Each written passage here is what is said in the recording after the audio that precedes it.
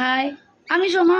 আমি আজকে একটু দেরিতে এসেছি, বাট এটা দেখে নিন, ঠিক অপোজিটে একটা ফ্ল্যাট আছে, ওটা আপনাদেরকে অবশ্যই আমি দেখাবো পরে। কিন্তু আজকে এখন আপনাদেরকে দেখাবো যে আমার ওই ফ্ল্যাটে আমার ভাইয়ের বউ থাকে। ও সারাদিন যদি কিছু না করে অন্তত 24 ঘন্টায় 24 বার ঘর পোছে। তা আমার মনে হয়েছে 24 ঘন্টায় ঘর পোছার কোন দরকার, পাড়ায় দুবার ঘর পুছুক। আর পাড়ায় বেরিয়ে না জানি এক একজনের মনের মধ্যে কত ময়লা জমে রয়েছে, যেই ময়লার ডাস্টবিন পর্যন্ত ভরে যায়, রাখার জায়গা নেই।